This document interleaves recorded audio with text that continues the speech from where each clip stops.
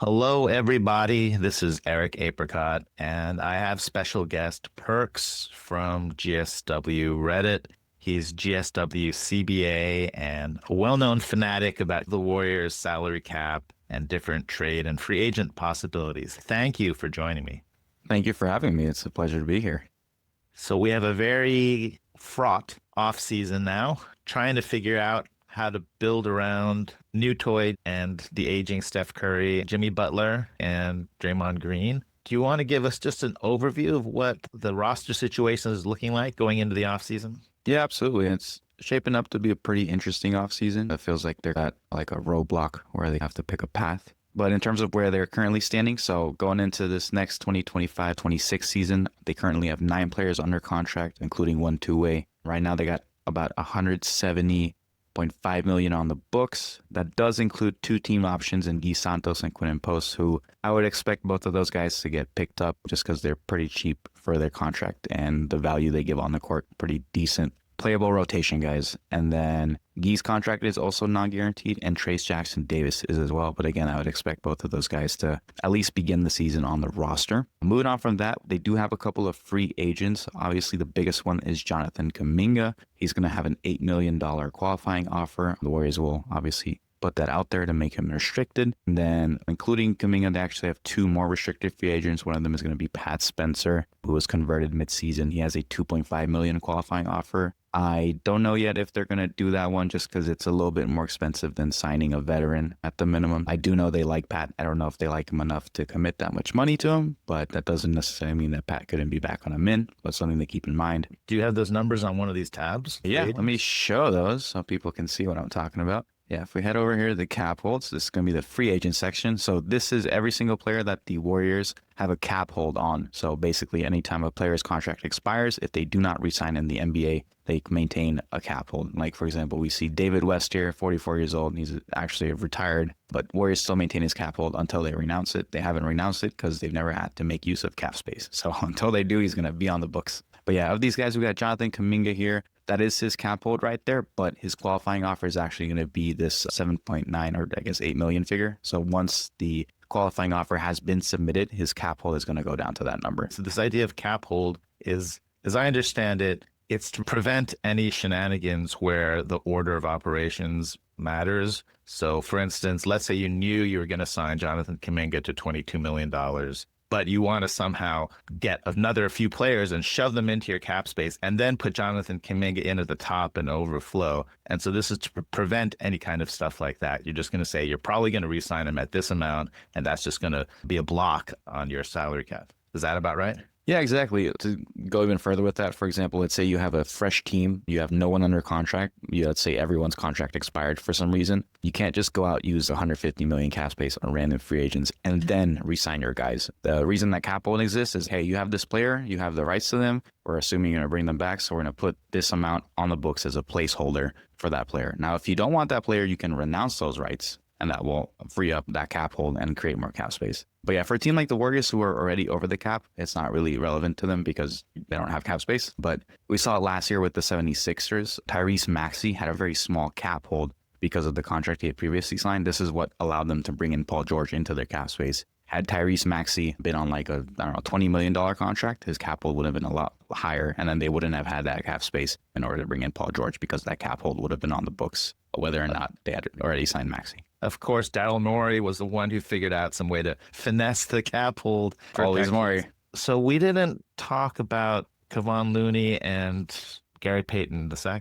Yeah, I think we should probably put a couple words on them. Let me start off with you. Are they back? Are they gone? What kind of price point are you thinking? They both seem like players that are worth more to the Warriors than to random teams. Yeah. That they both need a system that brings out their goodness. And Looney just seems to have so much social capital on the team and leadership. And the last time he tried the market, he actually did not get very good offers. Why he was on the pretty cheap contract he was at. So I don't really know how much he's going to get. So if it's not that robust a market, I imagine the Warriors will try to bring him back unless there's issues with dodging the first tax apron or second tax apron. And then Gary Payton II is similar, except the last time he hit the free agency market, he did get an offer from Portland. But then that didn't work out all that well because he just got injured. That definitely hurts his value, I think, this perception that he can't stay healthy. So I'm not sure he's going to get big offers either. So I'm guessing that unless those two get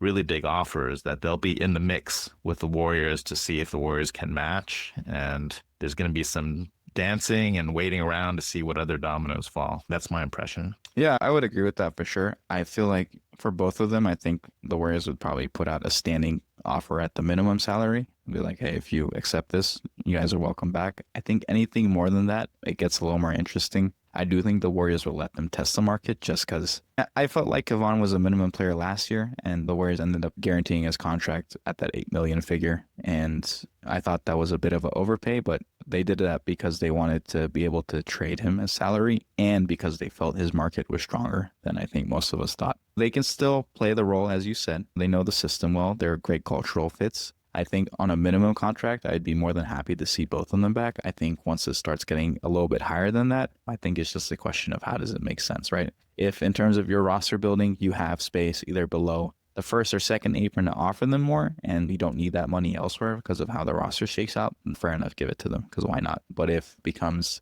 a numbers game in terms of trying to fit all the pieces together, I don't know how much you want to try to accommodate to fit those two guys in. Just because as people, they're not replaceable, but in terms of court production, I think at this point in their careers, it is a little more replaceable than we'd like to admit. And then one small technical point is that on your spreadsheet, you've got spots laid out for second year minimum salaries. If we gave minimums to Gary Payton II and Kevon Looney, because they have many more years of service, they'd be paid considerably more than that. But for the purposes of the cap calculations, they'd be counted just as a 2-year salary. Yes, and that's only if it's a 1-year deal. So if it's a 2-year deal, then it's the actual salary. But for any minimum contract that is a 1-year deal, instead of their actual salary, it is just the 2 years of service. So that's why I have that as a placeholder in there. Oh, but that's an interesting twist because at this time in their life, they probably are looking for multi-year deals. Potentially, yes. And that's where things might get complicated because if they're like, hey, we'll do the minimum, but it has to be like a 1+1 with the player option, the Warriors might necessarily love that because that's going to increase that salary in that first year to the actual amount, which is, I think, for both their cases with the years of service, it's going to be upwards of $3 million. So you were saying that we have, as far as restricted free agents, we have Jonathan Kuminga, who we'll talk about extensively. But I see Pat Spencer is there for $2.3 million cap hold. Yeah, and then his qualifying offer is a bit higher. It's going to be about $2.5 million. And again, that's why I'm not sure if the Warriors will submit that, just because that's about $300,000 more than the 2-year standard vet minimum. So I don't know if Pat is necessarily worth that to them. But again, that doesn't mean that they can't just potentially re-sign Pat on like a standard minimum contract. If they do submit the qualifying offer, then it'll qualify them to make him a restricted free agent so he can now, no matter what contract he signs, the Warriors have the right to match that contract. Yeah, that's correct. They basically give him a standing offer to come back at that $2.5 million. And then if any other team in the league would like to try to sign him, they would have to submit an offer sheet instead of just offering a straight up contract. So it's going to be important with Kuminga submitting this $8 million qualifying offer because this doesn't allow any other team to sign JK without the Warriors having the option to either counter or not. Okay, so we'll get to JK in a minute.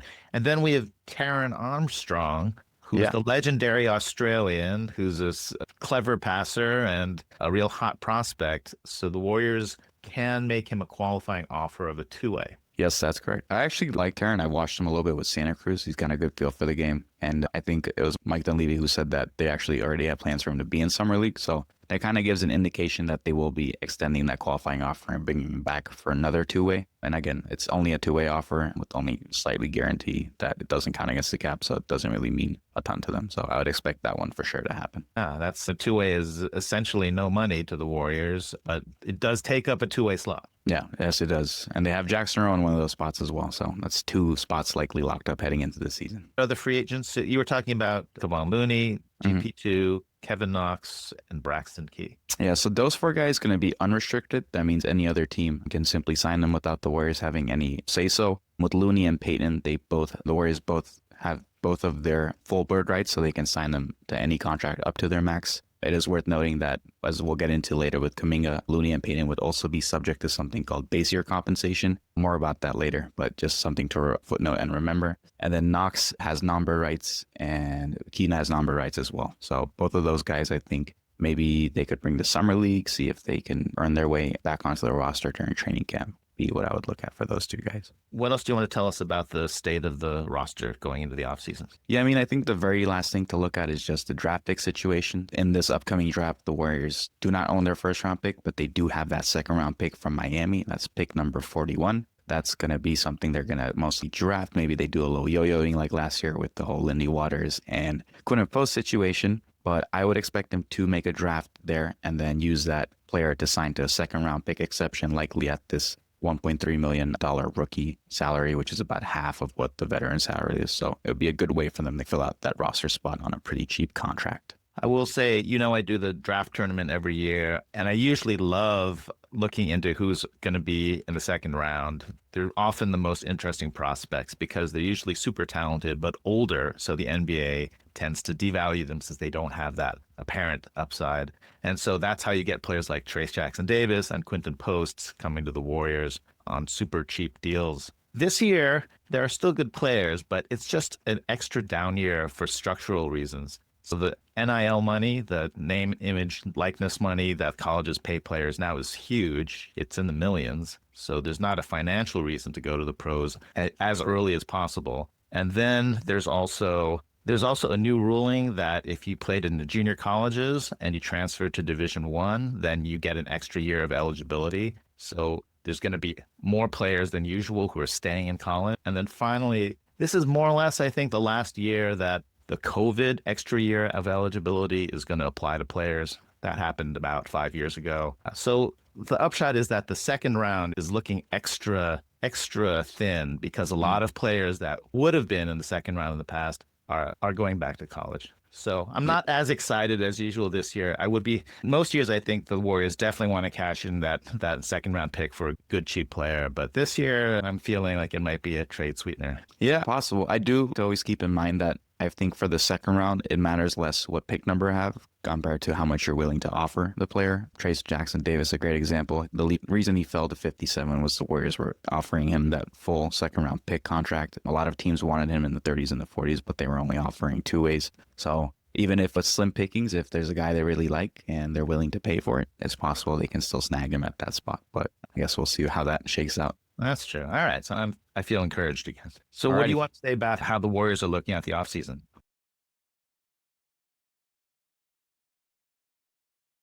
Yeah, so just thinking about how they're approaching it. If you look here, they got 9 players under contract. They have about 6 open spots that they need to fill. They're already about $170.5 million. They're currently $60 million above the projected cap. It's not really realistic to think of them as a cap space team because even if you somehow dump a contract, it would probably have to be Draymond to even create any cap space. It's just not really realistic for them. I also don't really think they're going to be a team that's going to be spending above the second apron just because all of the harsh tax penalties that are involved and the limiting of their ability to build out the roster. So this is a team I would peg somewhere between under the first apron and under the second apron. So there's going to be a bit of cushion there. If they want to stay under the second apron, they can actually add about $36 million more to the roster. So just in the big picture, teams now seem to be really respecting the salary cap in a way that they haven't before because of these extra penalties attached to the second apron. In the past, you could say, hey, I don't care if there's a luxury tax. That's not my money. Joe Lacob can spend some money on the team. But now the penalties attached to the second apron affect how you can actually build the team and add good players. Yeah, absolutely. And not only is the luxury tax just more punitive, but in terms of the roster building, each apron you cross just slashes the amount of different ways you have to actually improve your team. So that was a big reason why the Warriors last offseason chose to go the route of being an under first apron team because it allowed them more flexibility. It allowed them to sign and trade Klay Thompson and bring in Kyle Anderson and bring in Buddy Hield and then use that non-taxpayer on Melton. So it is definitely something they're keeping in mind as a way to effectively build out the roster. So I would not expect the Warriors to cross the second apron threshold. I think they ideally try to even stay below the first, but again, that's going to depend on how this offseason shakes out in terms of salary. If they want to stay under the first apron, that's going to be a little less, closer to $24 million. But there's definitely some different avenues in terms of what they can do. If they're under first apron, they will have access to the non-taxpayer mid-level. That's a pretty nice tool to bring in free agents. It's projected to be about $4.1 million. They would also have access to the biannual exception as well. That's going to be about $5.1 million. And then the last thing also that is very important to keep in mind is if you are under the first apron, you're allowed to make trades where you get back more than 100% of what you're sending out. If you do take back more than 100%, you are actually then effectively hard capped at the first apron. But that is definitely something very important to keep in mind, as well as the ability to aggregate salary and trades, which they can do as long as they are under the second apron. And if they do operate above the first but under the second, that biannual exception would be eliminated, and that non-taxpayer mid-level would actually drop down to the taxpayer mid-level, which would be about $5.7 million as a way for them to add a free agent. The Warriors actually were under the first apron this previous season, right? That is correct, yes. So it's not impossible. No, and in terms of having optionality, it is the best course of action. And additionally, they actually have a traded player exception worth about $8.7 million from the trade they executed for Jimmy Butler. It was Cal Anderson's salary that was outgoing. I think me and almost all of the world is confused about exactly how you create a trade exception and how you can use it. In that whole mess of trades for Jimmy Butler, some piece of it was a trade where the Warriors sent out $8.7 million more than they took in. And if they had been really clever, they could have actually traded for $8.7 million approximately of player if they did it simultaneously. But the NBA lets you time shift that amount of money into the future to complete the trade. So if you can find one or more players to fit into that 8.7 million, then we'll just pretend it was part of the original trade a long time ago. Yeah, exactly. And it gets really complicated. You see these 5-player for 5-player trades and think it's pretty simple, right? You added the 5 salaries for the 5 salaries, but the way those trades actually get broken down tends to be pretty different. Like one team will look at it completely differently than another team in order to try to maximize the trade matching and the TPEs. Let's focus in on the Kyle Anderson one because that's actually relevant. So we have an $8.7 million trade exception. We have 1 year to use it, and we could use it for more than one player. But we can't add on other players on our side. Correct, yes. So it has to be either for one player making that 8.7, or you can use it for a player making 4 and then a player making 3.7, just whatever combination adds up to that. And you can just use part of it, right? And keep some of it for later. Yeah, all of it rolls over until it expires. And I believe the expiration for this one is going to be February 6th, 2026. So there's some funny thing about the first apron if you're using an exception from the previous season, right? Correct, yes. So because this was generated during the prior season, if the Warriors do make use of it, they would be effectively hard capped at the first apron. They would have to make use of this while staying under the first apron. Is that true right this minute, or is there like a June 30th kind of thing we can finesse? It gets a little confusing. The way it's written in the CBA is if an exception is used following the last day of the regular season, it is then hard caps you at the first apron. So yes, I don't believe there's any sort of loophole for them to work around in that. Let's ask Daryl Morey. Yeah, he would know for sure. Some people have been asking me if we signed and traded Kuminga for a trade exception, so we found some team that could accept his salary in without returning that amount of salary, then we would get a trade exception. But would it count for the base year compensation that his salary's counting at, or would it count for the actual salary that his team will be paying him? It would count at the base year compensation amount. So for the way it works for trading, they don't use the actual salary. It's whatever the salary is used for the actual trade itself. That would be the same thing if the Warriors say, we'll get into what BYC is and how that matters, but let's say the Warriors sign and trade JK at $30 million, so he counts at $15 million outgoing. They bring in a player worth $16 million. That now hard caps them at the first apron because they brought in 100% more than they sent out. So that's how that works in terms of the outgoing salary in a trade. So what about the Warriors getting Giannis? I understand he might be on the market. Yeah, I mean, there's some big names that are being floated right now. Giannis, we're hearing a lot about. KD, we've been hearing a lot about. I feel like LeBron every year is posturing with his player option. And we know the Warriors would love to have him paired up with Steph. I'd be curious if someone like Kawhi or PG or Sabonis, as you said, would be available. The real issue with all of these guys is just the salary. They just make a lot. And even like figuring out a way of matching it, even if you use like Draymond, JK in a sign and trade, like Moody, Hield, it's just building a roster around 3 guys who make 50 million plus is just not very feasible in the current CBA climate of the NBA. So I think in any case with any of these players, not to say that it's not possible, I think you have to realistically look at it with Jimmy being used as a trade matching, just because Jimmy's a high salary. And it makes it a lot easier, especially because a lot of these teams are second apron teams, so they can't take in more salary than they send out. It's just what makes most sense is you trade Jimmy with some sort of draft compensation for a Giannis or a Payton or one of these bigger names. So that's the cost of doing business is Jimmy Butler. If Giannis really were available, I think it's reasonable to trade Jimmy Butler for him. Yeah, every pick possible to have. Yeah, but my sense around the league is that people think even if the Warriors put in their absolute best offer, then it won't be enough compared to what other teams can offer. Yeah, I mean, it's one thing to give every pick, and Jimmy, even a salary matching, that's still a solid player. I think the problem there is it makes the Bucks too good, right? If you're moving on from Giannis, you're probably just going to hit the reset button. So if you get Jimmy, that doesn't really let you do that. But at the same time, maybe you want to just continue, like, at least being a playoff team and then holding out hope that the Warriors crumble and you can use those picks. But I do think it makes more sense that a team, Toronto's been talked about, they have some young pieces like Scotty Barnes they can package with their picks. That does seem like a more attractive option than what the Warriors would offer. And the tricky thing about Jimmy Butler is that his estimated plus minus is awesome, but I don't think you're going to have that many teams ponying up to get Jimmy Butler on just because it's so unpredictable what you're going to get from him. Yep. Okay. And then you also mentioned something about the Boston fire sale. Yeah, I mean, there's been a lot of noise that Boston is trying to get out of tax sale and that they're going to offload one of their pieces. And I mean, they got some nice pieces. Drew Holiday, Derek White, Kristaps Porzingis, those are all guys I think would be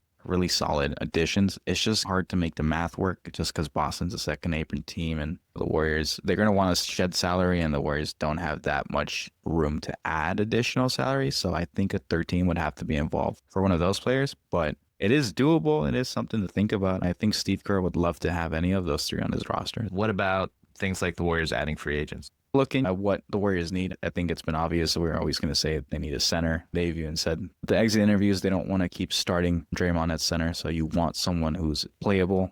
They've also been looking for more scoring off the bench. The non-Steph lineups have always been a pretty brutal watch. So it'd be nice to have someone out there who could get a bucket or two. Maybe someone who can also control the ball a little better as a backup point guard. And then I think the last thing I have on this list is just 3-and-D wings because you can never have enough of those guys. But yeah, any other thoughts on what you think the Warriors kind of need? I think it's definitely true that if they can get size in all positions, then that's something they've said they want. And then they know they need more shooting. They just don't have enough shooting to make Jimmy Butler work at his best. Bench scoring, I think might just come along for the ride because I think with Jimmy, if he can stay healthy, the bench is actually doing pretty well. A lot of it is going to depend on what happens with Kuminga, right? Because if you resign him, for example, if we look over here, if you resign JK to, let's say, $25 million, right? That's going to put you into the second apron. And then you only really have that $5.7 million taxpayer to use. It really depends on what do you do with Kuminga? Do you bring him back or do you turn him into something? If the answer is no, or if you turn him into something very small, then that does create the possibility of using that taxpayer mid-level, which is a lot higher. That's going to be about $14 million. So with that, you can actually go out and maybe bring in a nice big fish. In order to use the non-taxpayer mid-level, we'd pretty much have to sign and trade JK, right? Yeah, so I mean, if we want to use the full amount, which is 14.1, let me throw it in here. So 104. So yeah, if we want to use this full amount, right? Using the non-taxpayer hard caps you at the first apron. So if we want to bring back JK, I don't even know what realistically would make sense here. Yeah, even that doesn't work. So you have to bring this down probably to like 5. It looks impossible. There you go. So if you want to use the whole non-taxpayer mid-level, that's the room you have there. Now, obviously, if you trade a Buddy Hield or a Moses Moody, that's going to open up some salary. If you traded Buddy, that creates about like $14 million you could use on a single player. So there is some optionality, but if you're using the non-taxpayer, it's going to make it difficult. Although if we sign and trade JK, we'll be bringing in salary. Yeah, so you would likely have to throw in Buddy or Moses just to open up some space in there to make it work. So it sounds really unlikely that we'll be able to use the non-taxpayer MLE. Yeah, unless you open up enough salary or JK just doesn't come back, and then that's how you do that. So the only way to use the non-taxpayer MLE is JK just straight up walks for nothing, or we trade a bunch of players. Essentially, yes. Okay, what if we only have the taxpayer mid-level exception? Yeah, that makes things a little easier. I think I had JK here at 25. So again, that's 25 plus if you throw in Moses and Buddy, that's 20. That's 45 million that you can use as a slot for a couple of players. But again, if you are going to be into the second apron, you have to make trades that bring in 100% or less than what you send out. So that is something to keep in mind with the trades. But it is more doable. In terms of targets, it's a bit hard to say. I think the end of the free agency, like the lower totem pole, it's always harder to gauge. But some names I had in mind, Al Horford, if he leaves the Celtics, I think he's a bit old and washed. This might even be his final year. But as a little stopgap center, I think he'd be a nice fit. He can still have some good games. He boards, he can step out the three-point line. It's a pretty solid fit, in my opinion, if he can still play at the level he's playing at, which is useful. In a similar vein, Chris Boucher, another former Warrior, is another guy who I think would be a good fit, even as a starter or a backup. He can also step out to the three-point line, has really great size and length. And then looking at some point guards, the Jones brothers, Tyus and Trey, I think would both... Are they brothers? I don't even know if they are brothers. I think they are. But they would be, I think, some nice backup point guard help that the Warriors could definitely use. And Trey Lyles, another guy. I feel like I always like Trey Lyles every year. He's just a solid backup power forward who can hit a three-point shot. So that's the guys I'm looking at for the TMLE range. We would also have access to the biannual. That's only if they stay under the first apron. Yeah. So biannual is about the same amount as the taxpayer mid-level. But some guys in the lower end of the TMLE range, maybe even minimum level. DeAnthony Melton is in my mentions every day. People love Melton. He was a great fit here in the limited amount of games he played. If you can bring him back for the minimum, I think that's a steal if Melton's healthy. He was great here. But we know he's not healthy. It's just that we're hoping he will be healthy by the beginning of the year or listen. Rick Celebrini works his magic. So if there's any person in the NBA I trust to rehabilitate a player, it's going to be Magic Celebrini. Okay. Yeah, just a couple other names to round things off. Amir Kofi, very solid wing from the Clippers. Always been impressed by him when he plays. Jayshawn Tate, really solid all-around power forward, come in as a backup. The great Lindy Waters, I thought, was really solid when he was here as a backup wing. I'd be very happy with him on a minimum. Similarly with Javonte Green, who I watched a lot in Santa Cruz, another solid 3-and-D guy. Gary Harris, getting up there in age, can also still do some stuff. And then Markelle Fultz had a nice bounce back here with Sacramento. Jordan McLaughlin, I've always been a fan of, 2 point guards who can handle the second unit. And then just to round things off, if we lose JK and we want a little bit of youth, a little bit of athleticism, Trendon Watford is a nice big power forward who can put the ball on the floor. Okay. So shall we talk about Jonathan Kuminga? Yeah, I think we should. He's the number one domino this offseason, so I think a lot depends on what kind of shakes out with him.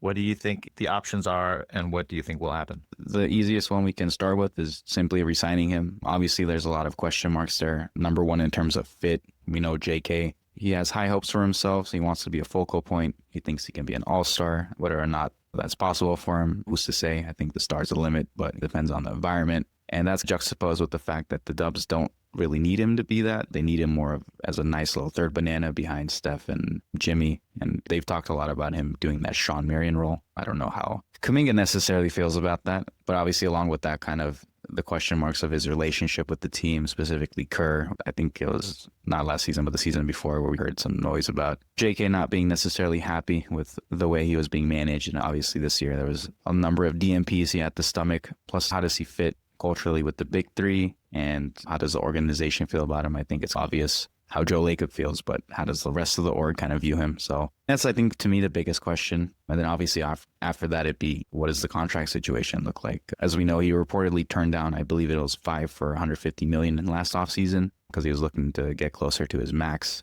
So I don't know. I don't even think if that offer might even be on the table at this point. So what is a number that he's happy with and the Dubs are happy with? And is there a way to make this a happy marriage? Steve Kerr did mention Shawn Marion, and I don't know if people think that's insulting, but Shawn Marion was a great player, and he was really important to the 7 seconds or less Phoenix Suns, and who probably, they could have won a championship. They were that good. And Shawn Marion was a kind of do-everything, great defender, an efficient shot maker, even though his shot form probably made people cry. It would be great if Jonathan Kuminga ended up as good as Shawn Marion. But I am remembering also, there was this book, 7 Seconds or Less, that I read about the D'Antoni sons, Steve Nash sons. And as I remember, Shawn Marion actually was not happy with his role either. There was a lot of drama. Makes sense. But from a basketball perspective, he was super important and super good and effective. So the Warriors are going to offer Jonathan Kuminga a qualifying offer, right? That is correct. And you told me the qualifying offer was about $8 million. Yep. And that will qualify the Warriors to have Jonathan Kuminga's restricted free agent rights. So Jonathan Kuminga doesn't sign this $8 million contract. It's just this offer that's on the table. And now anyone who wants to sign Jonathan Kuminga has to instead make an offer sheet, which the Warriors can now match.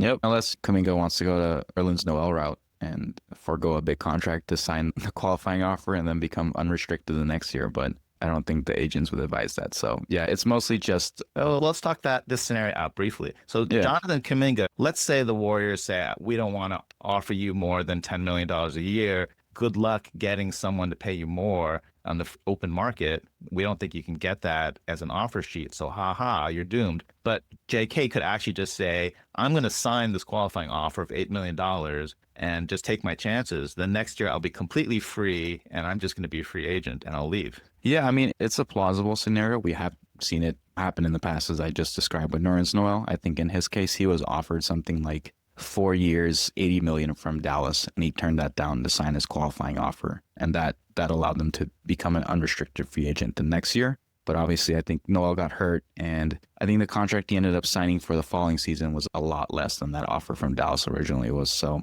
if JK truly is unhappy with the offers from the Warriors and he doesn't get the type of offer sheet that he is interested in, that is an option for him. But I believe his agent will likely advise him to just take the best deal possible because contract security is very important, especially in their profession. So there is a little bit of counter leverage that JK has. Like the offer that the Warriors make him, it has to be better than JK taking the qualifying offer and taking his chances on the open market. Yes. Okay, so do you have an opinion about what will happen as far as the Warriors contract offer? It's hard to say because I just feel like Jonathan did no favors for himself this year. And obviously the injury was a big part of that because he was playing great before it. And then that kind of derailed things. And when we did see them after it, it wasn't really great other than when Steph was out and they were leaning on JK to make some things happen during that late stage of the playoffs. But it's been 4 years and we still can't answer the question of can JK and Steph play together? And that's a really hard thing to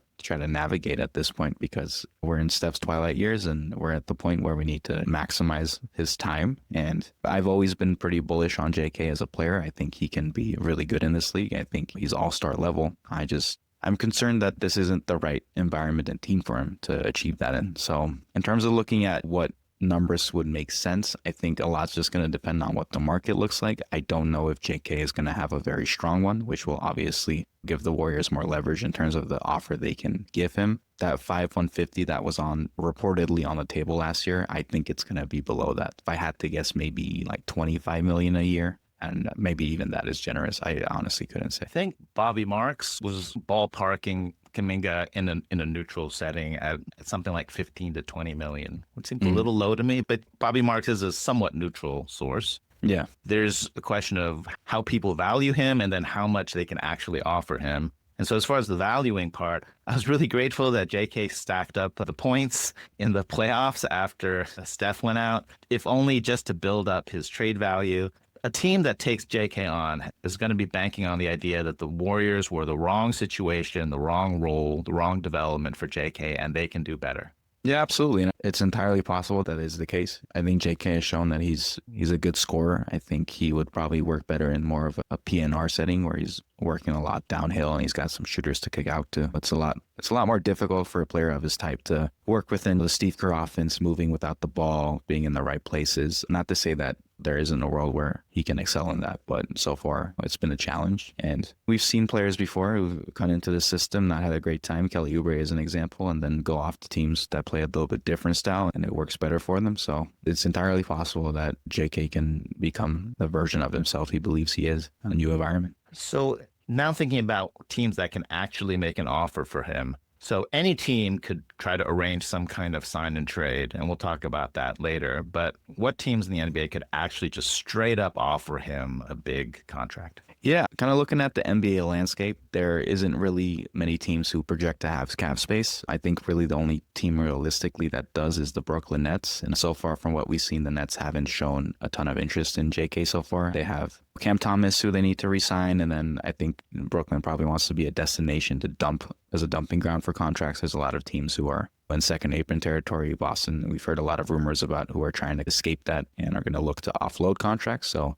it looks like Brooklyn is more interested in doing that. They, I think, would obviously be the only realistic cap space team. And I feel like it would not be the worst fit for JK just because Brooklyn doesn't have a ton of talent on that team. So have a focal point like JK would make some sense. But so far, it just hasn't really seemed they're interested in him so far. And I do know that Dub Nation loves Cam Johnson, and he's in my mentions constantly as a possible trade target. But to not dampen hopes, I just don't see why Brooklyn does that. Even if they wanted JK, they can sign him outright with an offer sheet. So I don't think a Cam Johnson trade is in the books, unfortunately. I did see a quote from the Nets that they weren't interested in JK, but they were very willing to rent out their cap space. In this time of the year, of course, there's all kinds of posturing that teams are doing. So we can't take everything that teams say at face value, but it's not looking good for JK just getting a straight up big contract from Brooklyn. Yeah, I mean, it is worth noting Sean Marks is known for throwing out offer sheets to annoy teams. He's done it in the past with Alan Crabb and Tyler Johnson. So even if that's what we're hearing, I don't know if it's completely off the table. I do feel like Brooklyn would be maybe more interested in Quinten Grimes or Josh Giddey or something of that nature. But yeah, I think at this point, I wouldn't really look at Brooklyn as a likely destination. And that kind of crosses off the terms of cap space teams. There's a couple others who could maybe open up some space, but I don't think then it's realistic enough to really think about. So that's why the sign and trade option has been so much discussed, because Kuminga's future in Golden State is tenuous and it makes sense for him to wind up somewhere else. And if a cap space team like Brooklyn doesn't come out, then sign and trade is going to be really the avenue for him to achieve that. Okay, so I'm a team now that's over the cap, so I can't sign Jonathan. How can I get him from the Warriors? If we move into sign and trade, it's going to work a little bit differently. The way sign and trade works is the Warriors would sign the player and then trade him to the team that is interested in him. For example, let's say, I don't know, Chicago wants Kuminga. So the Warriors would sign him to a contract. It has to be 3 to 4 years in length, only 5% raises, and it can be up to his max. So if Kuminga would re-sign with the Warriors, he could get 8% raises, and he could also get a fifth year, but the Warriors couldn't do that and then trade him. So for the sign and trade specifically, it has to be 3 to 4 years, has to be 5% raises. But yeah, the Warriors would sign him, and then they would immediately trade him to the team of his choosing. And then what's the max? For Kuminga, it's $38 million. Okay. So then there'd be a trade. Yes. But we've been hearing about this legendary base year compensation where in a normal trade, Jonathan Kuminga is making $38 million. More or less, you look for $38 million worth of players to match the salary. It's more complicated than that. And then you make the trade. But for some reason, Jonathan fits into a certain category where his salary doesn't count as, say, $38 million, but would only count as half of it. Yeah, so this is where base year compensation comes into play, which I normally refer to as BYC. This is only applicable in sign and trades, and it only happens if the player is a bird free agent. They're signing for above a minimum salary. They're signing for more than 20% of their previous salary, and the team that is signing and trading them is over the cap. So in the case of the Warriors, coming as a bird free agent, he's getting above the min. He's getting above 20% of his $9.2 million from last year, and the Warriors are going to be over the cap. So BYC comes into play, and then the way this complicates things is, as you said, it's going to lower his salary to 50% or previous, but in this case, he's going to be 50% for what he signs for. So just to play out this weird situation, like Jonathan Kuminga is making $9.2 million. If he only gets a 20% raise of, that's like a little under $2 million. So he's at 11-ish million. Like in theory, the Warriors, he could sign and trade for his full salary at below 120% of his previous salary. Yeah, so they could sign and trade him at that $11 million, and he could come back for whatever the applicable salary matching is for that $11 million. I think it'd be close to 19-ish. Obviously, in Kuminga's case, if you're being offered 11, or you can just take your qualifying offer at 8 and then test free agency next year, I think that makes the decision easier for him to go that route. I think that's more relevant if we look at Kevon Looney or Gary Payton. They would both also be subject to BYC. So I think it's more relevant in their case. If you want to use those guys to pump up the salary in a big deal, you would definitely sign them to something that is below that 120% to make sure base year doesn't come into play. And actually that brings up, so my understanding of the whole reason for base year compensation is that the NBA was trying to stop questionable moves where you're trying to make a trade work, you can't find the salary to match. So you say, hey, Gary Payton, I'm going to sign you to $38 million and you can now be part of this trade. And it's to discourage that kind of thing. Is that your impression? Yeah, that's exactly why it's there. It's just to not allow teams a loophole to scrunch together some salary to make it work. So it basically limits the way they can think of how we can build a salary structure that allows us to get this player. Okay, so then for sign and trade, do you think there are actually teams who would want to sign and trade for JK? It's a good question. It's tough to really gauge what the market is. I think the last couple of years, we've heard rumors that that there have been interest in Kuminga, and the Warriors have been, we're okay, we like him, and they're holding out, trying to trade him. Going through all the themes, I feel like what makes more sense to me is a team, maybe a younger team that doesn't really have a star, and they would just want kind of someone to not necessarily build around, but someone to give them a little juice. So JK is still young, athletic, he has a good skill set. Maybe he can at least put up some points in the right environment. Some teams I'm looking at to start, I think Chicago, they traded off Zach LaVine. This is the first kind of offseason that they seem to really actually look at potentially rebuilding. They do have Josh Giddey, restricted free agent himself, and they're likely going to try to bring him back. So that's one domino there. If you look at that roster, it's lacking some sort of juice. So maybe Kuminga could make some sense as a sign and trade option there, just to get a guy next to Giddey. I mean, Giddey's a pass first guy. Kuminga can kind of be your primary scorer. You can put some guys around them. Plus, Chicago has some pieces I think the Warriors would find pretty interesting. Kobe White is a name a lot of Warriors fans talk about. The Warriors have had issues with ball handling in their second unit. White could come in, play that role, maybe even start some games in that backcourt with Steph. Jalen Smith, another guy I think would be interesting as a rotational center option, would probably even start on this team, especially given that, he can hop out to the three-point line, bang some in there. Lonzo Ball, again, is a secondary ball handler. And then we've heard the Vucevic rumors for years. I don't know if the Warriors necessarily would want him at the $22 million-ish salary figure to be their starting center. I think Chicago has some interesting rotation level, lower starter level pieces that if you're losing JK, getting in one or two rotation guys isn't the worst way of doing it. So if the Warriors wanted Kobe White, what would JK have to be signed for to make that work? We come over here to my trade machine. I'm going to put this to 1288. So that's Kobe White. If we come over here to the Kuminga extensions, this kind of shows you how things work, right? So this is the BYC, and then this is what JK's actual salary is. So I don't know. What figure did you say? 25? I was just guessing twice, 13 million. So 26, yeah.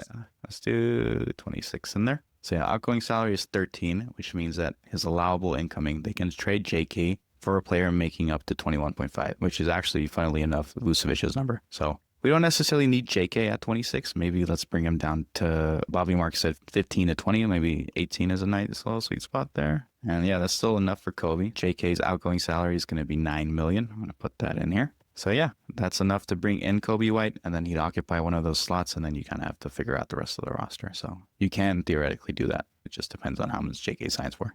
I don't know if I'm just used to old rules or whether they're rules for really large contracts, but I feel like within 25% used to be the thing, but this is way more than 25%. Yeah, so the CBA actually changed the way salary matching is. So if I click on here, you can see how the breakdown is. The way it works is it actually increases every year based on the cap change. But for any salary that's going to be less than this amount, the most you can bring back is going to be 200% of that plus a $250K buffer. Now, if you're sending out more salaries, in this case, we're sending out this $9 million, which is more than that, it's going to hop over to this next one, which is as long as it's under $29 million, you can bring back what you're sending out plus $8.5 million on top of it. So that's what allows us to bring in Kobe White. And then the bigger salary, right, if it's over $29 million, that's when that 125% comes in with the $250K buffer still. It's complicated for us trade machine fanatics because it's not just half of JK's salary that we're looking for. Then also with sign and trades, you can put in more players than JK, right? Yeah, so the Warriors are more than free to add anyone from here. Why don't we just do a quick hit around and you throw some names at me and teams that maybe could be targeted for a sign and trade for JK? Sure. All right. Moving off of Chicago, another team in the same realm of needing some more juice on their roster. I was looking at Portland as an option. I don't necessarily love the type of pieces they have available. Robert Williams, I've always been interested in, but that's a big health question mark. Denny Avdia maybe would make sense as a rotational player. Anyone there you think would be interesting? I think Avdia would be really interesting, but I think Portland sees him as a building block of the future. I've always loved Robert Williams, but yeah, the guy just cannot stay on the court. But for Avdia, you think even if they threw in JK and a little pick sweetener, they wouldn't think about it? I don't know. I know some Portland fans, and they really think Avdia is like a mini LeBron. So I don't know about that. Yeah. All right. I did not know Portland valued him like that. But, that's just my impression. You never know. Utah is another team. Obviously, they have Laurie. They could use a second guy there. So far, none of their draft picks have really shown a ton of promise. Again, similarly to Portland, I don't necessarily love what Utah has on the roster. John Collins, I think, makes too much for what he's worth. Same with Colin Sexton. Jordan Clarkson's kind of old. But they do have a couple of younger pieces I would be interested in. Kenyon Martin, pretty solid role player. Walker Kessler could be a good starting center. And then Keontae George has shown some promise. So maybe you could turn JK into a combination of those younger guys. Again, maybe Utah would want some draft pick compensation in there, knowing Danny Ainge, but that's something I was looking at. Yeah. The whole Ainge thing, I'm so tired of thinking about trading with Danny Ainge. That whole marketing thing was just too much. Yeah, very fair. In hindsight, I mean, I think they should have taken the Laurie trade that we were offering, but it is what it is. Yeah, Utah missed a chance to rip us off there. Okay, who else we got possible? Last but not least, I think in terms of the needing another piece, I like Washington as an example. Now, I have Jordan Poole on my list here. I don't think that's reasonable for a couple of reasons, but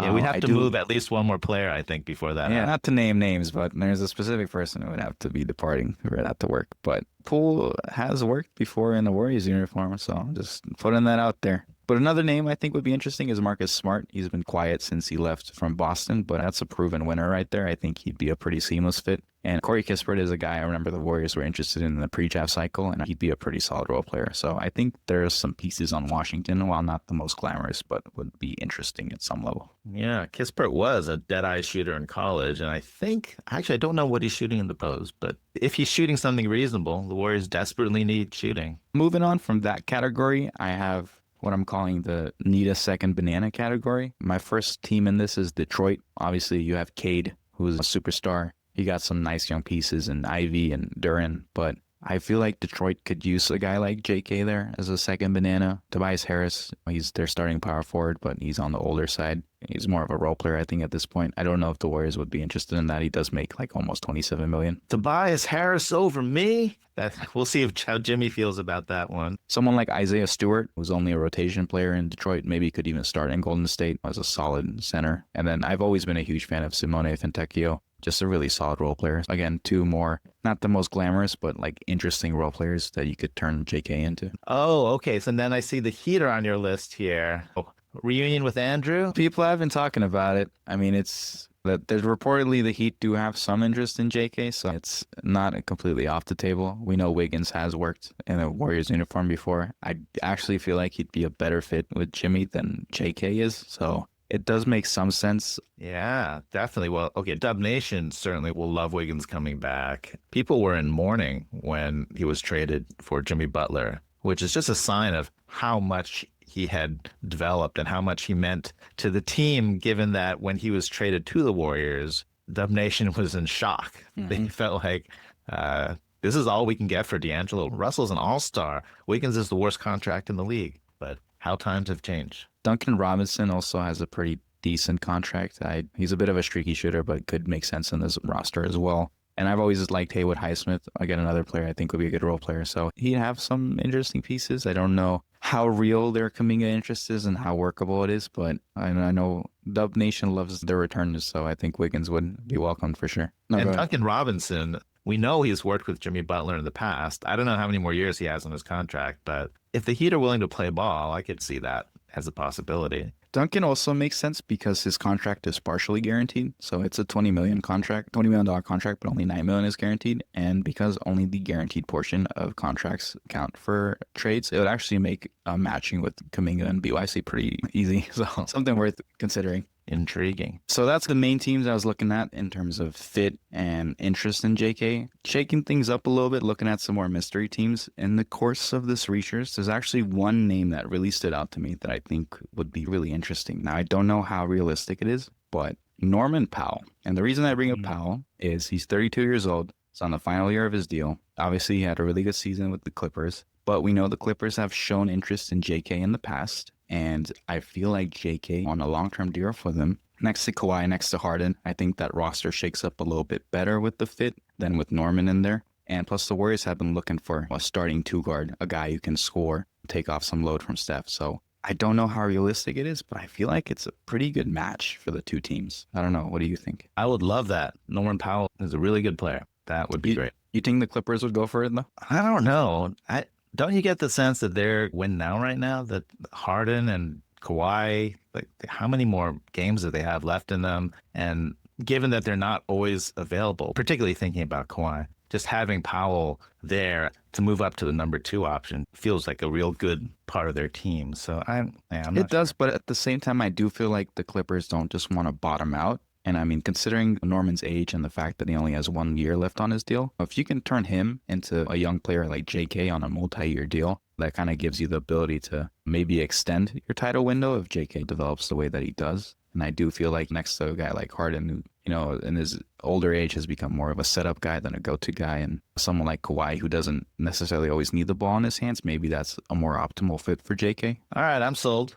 Yeah. Another one I was looking at was Cleveland. They've been running this too big thing for a while. They had a phenomenal season this year, but they flamed out of the playoffs. And maybe that is a wake-up call that they should try maybe changing things around. Jared Allen has been a name that's always been on the trade block, even when Cleveland has been good. And the Warriors have been crying out loud for a center. So I don't know if maybe Kuminga, Evan Mobley back front court makes a little more sense than the current configuration, but just an idea to throw out there. It's part of the team DNA of the Warriors. We will always be looking for a big man, and we'll always be disappointed. That is the team DNA. So yeah, Dub Nation loves any big man. Yes, they do. Any idea or concept of one? I honestly don't really know what the Kings ever are really doing, so I feel like they're always good to throw in there as an option. They have this committed core right now of Levine, DeRozan, Sabonis. It very clearly was not, I think, working to the point that they want to. Now, I don't know if throwing Kuminga in there is going to fix things, but it definitely makes it more interesting, and it gives them someone a little younger, more athletic, some more upside. So again, I don't know straight up for DeRozan if that works, if the Warriors even would want to add DeRozan to next to Jimmy and Dre, how that would look. Malik Monk, I think, is a guy every team in the league covets. But there's some pieces that I just don't know how much it really makes sense for any team involved. So does Sabonis work in the trade machine? Sabonis makes a little too much money, so we'll get into it more when we look at some bigger pieces, but there comes to a certain point where if a player makes, like, I was looking at like above 35, it makes it too hard to really figure out a trade unless you start involving Draymond or even Jimmy. Sabonis doesn't work, I think. Okay. Just from a basketball point of view, he can shoot it. He is a big, his decent defense. He did get into it with Draymond, but that's describing a lot of people in the league. And as I understand it, politically, Sabonis was not happy with the firing of Mike Brown. There's been this whole dramatic takeover of the leadership inside Sacramento by Vivek's daughter.